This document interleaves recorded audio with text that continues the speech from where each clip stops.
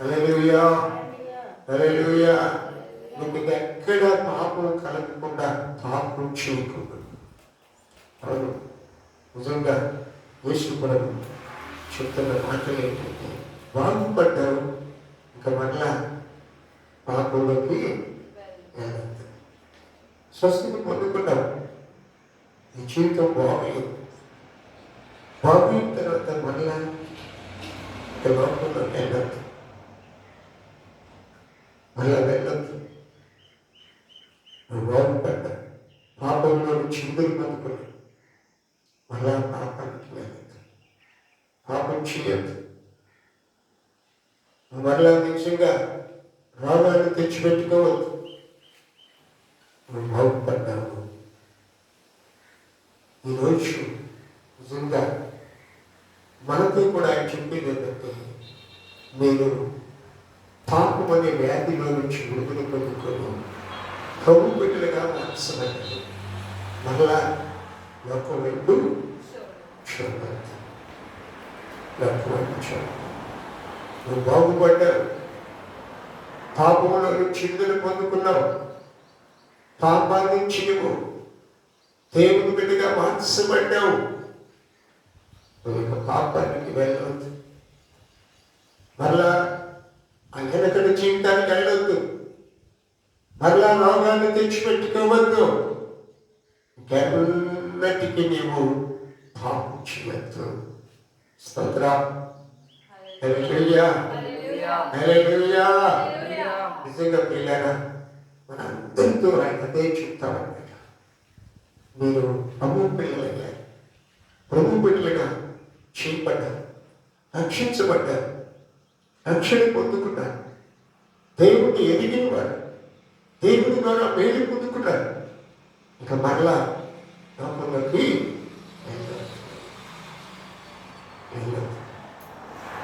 బాగుపడ్డారు. స్తోత్రం, హల్లెలూయా. ఎందుకు చెప్తున్నాడంటే ఆయన మాట, మరలా నీవు పాడవటం ఆయనకి ఇష్టం లేదు. చూడండి, యేసు ప్రభు ఎంత ప్రేమ కలిగిన దేవుడు అంటే, అంత ప్రేమ ఎవరికి లేదు. మరలా బాగోవటం నాకు ఇష్టం, మరలా నువ్వు లాభం తెచ్చుకోవటం నాకు ఇష్టం లేదు. గత 40 సంవత్సరాలు ఆ కోనేటిలోనే, కోనేటి దగ్గర పడి నీ జీవితం అంతా, నీ ఆడిసి సగం ఆడిసి అక్కడే అనుభవించావు. రోగంతోనే ఉన్నావు. ఎవరు నిన్ను దించేవాళ్ళేరు, ఎవరు నిన్ను బాగు చేసేవాళ్ళేరు. ఏ దిక్కు లేని వాడిగా పడి ఉన్నావు. కానీ యేసయ్య ప్రేమ నేనేం చేసిందంటే బాగు చేసింది. స్తోత్రం, హల్లెలూయా. బాగుపడ్డావు. నిష్ప్రభంటున్నాడు, నీవు స్వస్థత పొందావు, మనకి అన్నిటికీ పాపం చేయొద్దు. నువ్వు బాగుపడ్డావు, మరలా నువ్వు వెనక్కి తిరగచ్చు, మరలా లోకం వైపు చూడదు. ప్రభు సన్నిధికి వెళ్ళు, ప్రభుని సేవించు, ప్రభు బిడ్డగా జీవించు అని ఆయన మనతో చెప్తారు. చుట్టూ వరకు మాట చూపిస్తాను మీకు. రోమా పత్రికలో, రోమేయులకు రాసిన పత్రికలో పౌలు గారు మనకు ఒక మాట చెప్తారు. 8వ అధ్యాయము మొదటి విషయాన్ని చూసుకున్నాం. కాబట్టి ఇప్పుడు క్రీస్తు యేసునందున్న వారికి స్తోత్రం చెప్పు, హల్లెలూయా. పిల్లరా, నిజంగా ఎక్కడున్నా శిక్ష వస్తుందేమో, కానీ క్రీస్తు యేసులో కనుక ఉంటే, ఆవిడ పిల్లలుగా ఉంటే వారికి ఇక శిక్ష అంటూ లేదు. ఏ సమస్య ఉండదు, ఏ ఇబ్బంది ఉండదు, ఏ లోటు ఉండదు, ఏ భయం ఉండదు. కదా, భయం అంటూ ఉండదు. ఇది లేదని బాధ లేదు. ఆరోగ్యం ఉన్నదేమని భయం ఉండదు, తినటానికి కొదువు ఉండదు, ఉండటానికి సమస్య ఉండదు. హల్లెలూయా, హల్లెలూయా. ప్రభువైన యేసుక్రీస్తు బిడ్డలుగా ఎవరైతే ఉంటారండి, వారికి శిక్షే ఉండదు, శిక్ష ఉండదు. క్రీస్తు బిడ్డలుగా ఎవరైతే ఉంటారో వాళ్ళకి భయం, వాళ్ళకి ఏమొస్తుందని భయం, ఏ శిక్ష వస్తుందని భయం. కానీ మనకైతే ఏ శిక్ష లేదు. మనం దేవుని పిల్లలము, మనం ప్రభు పిల్లలము, మనం దేవుణ్ణి ఆరాధించుకుంటున్నాము, దేవుని పిల్లగా జీవిస్తున్నాం కనుక నాకు ఏ శిక్ష తగ్గదు. నాకు దేవుని కాపుదల, దేవుని స్తోత్ర. దాన్ని బట్టి మనం ఎలా ఉంటామంటే ధైర్యంగా ఉంటాం, ధైర్యంగా ఉంటాం. నేను ప్రభువు బిడ్డని, నేను క్రీస్తు యేసులో ఉన్నాను, ప్రభువుని నమ్ముకున్నాను అని ధైర్యంగా మాట్లాడగలం, ధైర్యంగా చెప్పగలం. నాకు దేవుడి కార్యం చేస్తాడు, నా దేవుడు నాకు మేలు చేస్తాడు, నాకు సమస్య ఉండదు, నాకు ఇబ్బందులు ఉండవు, నాకు ఏ సమస్య రాదు, ఒకవేళ వచ్చినా యేసయ్య తొలగిస్తాడు అని నమ్మకం. హల్లెలూయా, హల్లెలూయా. చూడండి, మరి మీకు ఇంకో మాట చూస్తారు. చూడండి, 1 యోహాను పత్రికలో వచ్చిన మాట. యోహాను పత్రిక 1 యోహాను పత్రిక 3:4. 3:4. 1 యోహాను పత్రిక. పాపం చేసి ప్రతి వాడు ఆజ్ఞ అతిక్రమమే పాపం. స్తోత్రం కలుగుతా. హల్లెలూయా, హల్లెలూయా. నిజంగా ప్రభు చెప్తున్న మాట ఏంటంటే,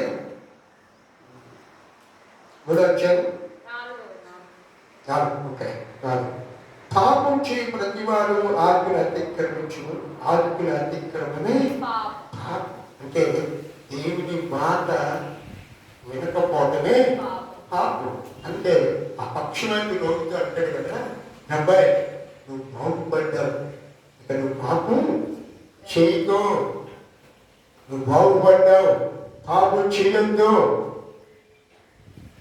నీకే శిక్ష రాదు, ఇక పాపం జోలికి వెళ్ళకుంటే శిక్ష రాదు. మళ్ళా పాపం చేసేవా, దేవుని మాట వినుకుంటున్నావా, మేము శిక్షకి గురి అవుతాం. చూడండి, దేవుని మాటలు మీరిన ఆదాం ఏమయ్యాడు, చక్కని పుల్లి పొలాలు, ఎరివేసే పని లేదు, సేద్యం చేసే పని లేదు, దున్నే పని లేదు, నీళ్ళు కట్టే పని లేదు, చక్కగా మంచి పళ్ళు పొలాలు తింటూ ఉన్నప్పుడు దేవుడు ఏం చెప్పాడంటే, ఆ ఒక్క పని చెబుతుందంటే ఆ పని చేశాడు. ఆ పని చేసి ఏం చేశాడు, పాపాన్ని తెచ్చిపెట్టాడు. పాపం చేసిన వాడు ఏం చేశాడు, బయటికి చూసేవాడు. స్తోత్రం. హల్లెలూయా. మన శ్రమ తెచ్చిపెట్టుకున్నాడు. అందుకే దేవుని మాట ఎవరైతే తింటారో వాడు పాపం చేస్తున్నాడు. ఆయన ఆజ్ఞ అతిక్రమించటమే పాపం, ఆయన మాట ఎదుకపోవటమే పాపం. ఎవరైతే వెనుకలు ఉంటారో వాళ్ళు పాపాన్ని తెచ్చుకుంటారు. పాపం మనిషికి ఏం చేస్తుందంటే మనిషిని క్రోధరిస్తాం, మనిషి మీద భారం పోతుంది, మనిషి కుండిపోతూ ఉంటాడు. ఇంకే విశ్వప్రభు ఉంటాడు కదా, నువ్వు బాగుపడ్డావు, ఇంకా ఎప్పటికీ పాపం చేయొద్దు. స్తోత్రం. బాగుపడ్డాను, నువ్వు ఇప్పుడు ఆరోగ్యవంతుడు అయ్యావు, ఒకప్పుడు నీకు ఆరోగ్యం లేదు, ఇప్పుడు ఆరోగ్యవంతుడు అయ్యావు, నువ్వు బాగు చేసావు, బాగుపడ్డావు, నేను బాగయ్యావు, ఇంకా నువ్వు పాపం చేయొద్దు. అంటే దేవుని మాట వినుకుని ఉండొద్దు, దేవుని ఆజ్ఞ మేరొద్దు. క్రీస్తు యేసులో ఉంటే ఇంకా ఏమన్నదక్క, శిక్ష లేదు, ఏ సమస్య ఉండదో. స్తోత్రం చెల్లిద్దామా? సమస్య లేకుండా ఉండాలంటే ఎవరు ఉండాలి? ఎవరు ఈ శైలిలో ఉంటే సమస్య ఉండదు, నాకు ఇది లేదు అని ఉండదు, అసలు భయం ఉండదు, అసలు ఇబ్బంది ఉండదు. హల్లెలూయా, హల్లెలూయా. ఏ సమస్య ఉండదు. నిజంగా ఆజ్ఞ అతిక్రమించదని పాపం. రేపు మాట చూస్తాను మీకు. యోహాను పత్రిక 3:23 చూడు. 23 ఆయన ఆజ్ఞ ఏదనగా ఆయన కుమారుడైన యేసు క్రీస్తును నామము నమ్ముకొని ఒకరిని ఒకరు ప్రేమించవలనది ఆయన ఆజ్ఞ. స్తోత్రం చెల్లిద్దామా? హల్లెలూయా. ఏం చేయాలంట? ఆయన ఆజ్ఞ ఏదనగా ఏంటంటే ఒకరినొకరు ప్రేమించడం. ఈరోజు చూడండి, అప్రేమ ప్రభువు నమ్ముకున్న ప్రేమ ఆత్మలు అంటాం, ఆరాధన చేస్తాం, వాక్యం వింటాం, రోజు ఎన్నో రోజు రోజు 4 అధ్యాయాలు 5 అధ్యాయాలు 3 అధ్యాయాలు 2 అధ్యాయాలు బైబిల్ చదువుతాం. ఉదయాన్నే పొద్దు పడుకుంది అదే చదువుతాం. ఒక్కొక్కళ్ళు 5ంటికి వెళ్ళారు, ఒక్కొక్కళ్ళు 4ంటికి వెళ్ళారు.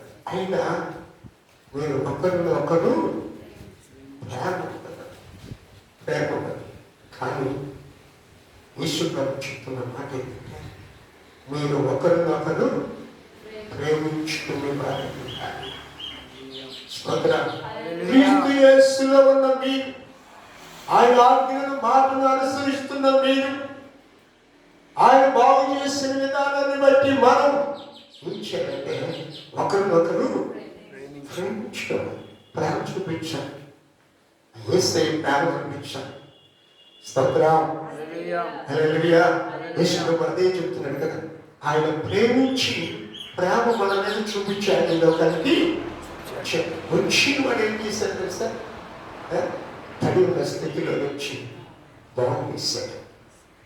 మొదలు బాగు చేయగలిగిన వ్యక్తి ఇంచుమించుగా 40 సంవత్సరాలు ఆ కోనేటి దగ్గరే పడి ఉన్న వ్యక్తిని బాగుపడగలిగిన అంటే, అయ్యా నన్ను ఎప్పుడూ బాగు చేసేవాడు లేడు.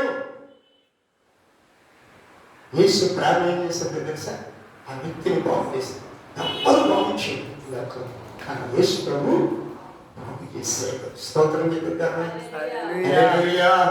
బాగుపడ్డ మనం క్రీస్తు యేసులో ఉంటే ఇక శిక్ష ఉండదు.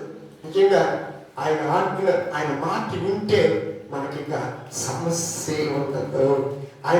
ఆయన మాట ప్రకారం మనం ఏం చేయాలంటే ఒకరినొకరు ప్రేమించుకోవాలి. సహోదరి, ప్రభు సన్నిధికి రామ, ప్రార్థనకి రామ, ప్రభు ప్రేమని చూపించాలి. స్తోత్రం. హల్లెలూయా. హల్లెలూయా. చూడమని మాట్లాడుస్తాను. అపొస్తలుల కార్యం 4వ అధ్యాయం 12వ వచనం. అపొస్తలుల కార్యం 4.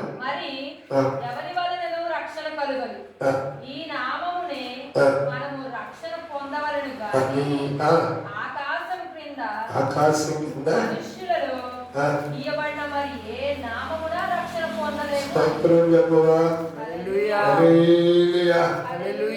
ఈ నామం ద్వారా తప్ప మరి సృష్టిలో ఏ నామములో రక్షణ లేదు. స్తోత్రం చెల్లిద్దాం.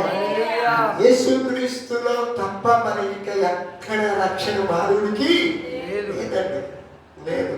నువ్వు ఎక్కడికైనా తిరిగి, ఎక్కడికైనా వెళ్ళు, ఎక్కడికి వెళ్ళినా ఏముండదు. యేసుక్రీస్తులోనే మనకి రక్షణ. స్తోత్రం. హల్లెలూయా. ఆకాశం కింద ఇంకా ఏ నామములో మనిషికి విడుదల లేదు, మనిషికి రక్షణ లేదు, మనిషికి మేలు లేదు. మరి ఈ నామములో తప్ప మరి ఏ నామములో మనిషికి మేలు కలగకూడదు. ఈయనే మనిషికి మేలు చేసేవాడు, ఈయనే మనిషిని స్వస్థపరిచేవాడు, ఈయనే మనిషిగా జీవింపజేసేవాడు. మరి ఎవ్వరూ లేదు. ఆకాశంలో మీరు ఒక్కడే. మరి ఈయన ఎవరంట? జరేడైనా యేసు. ఈయనలో ఉంటే ఏ శిక్ష ఉండదు. ఈయన బిడ్డలుగా ఉంటే ఏ సమస్య రాదు. ఈయనలో ఉంటే ఏ కొరత ఉండదు. ఏ కొరత ఉండదు, ఏ సమస్య ఉండదు, ఏ ఇబ్బంది ఉండదు. ఈయనలో ఉంటేనే మనకి రక్షణ. ఇంకా ఆకాశం మీద నువ్వెన్ని వేసినా నీకు రక్షణే లేదు. లేదు, ఈయనలోనే మనకి, ఈ నామములోనే మనకి రక్షణ. మరి ఏ నామంలో మనకు రక్షణ లేదు. ఈయనే లోకానికి రక్షింపడు, లోక రక్షింపడు. ఈయన పేరే నజరేయుడైన యేసు. ఈయనే భూమి నవ్వంత ఏర్పడకముందే ఉన్నవాడు. ఈయనే సమస్తం ఈయన ద్వారానే కలగ చేయబడ్డాడు. కలిగినది ఏది కూడా సూర్యుడు కావచ్చు, చంద్రుడు కావచ్చు, ఆకాశ మహాకాశాలు కావచ్చు, భూమి కావచ్చు, భూమి కింద పాతాళం కావచ్చు, ఉన్నదంతా మనం చూస్తున్నది కూడా ఏది ఆయన లేకుండా కలగలేదు. కలిగినదంతయు ఆయన ద్వారానే కలిగింది కనుక ఆయన ద్వారా తప్ప మనిషికి మరి ఎవ్వరి ద్వారా రక్షణ లేదు. లేదు. నా ప్రియ దేవులారా, నా ప్రియ దేవుని సహోదరులారా, ఈయన నామంలోనే మనకు రక్షణ. మరి ఏ నామంలో రక్షణ లేదు. నిజంగా సమస్యలతో, ఇబ్బందులతో, ఇరుకులతో ఉన్నాయేమో, యేసు నామంలో విడుదల పొందుకుంటాం, రక్షణ పొందుకుంటాం, స్వస్థత పొందుకుంటాం. శిక్ష అంటూ ఉండదు ఆయన నమ్ముకుంటే. ఆయన ద్వారానే తప్ప మరి ఎవరి ద్వారా రక్షణ లేదు. ఈయనే సమస్తాన్ని సృజించిన వాడు, మేలు చేసేవాడు, ఆయనలాగా చేసుకొని ఆయన దగ్గర ఉంచుకునేవాడు. ఈయన ఒక్కడే ఆ ప్రేమ పూర్తి దేవుడి మాట దీవించును గాక.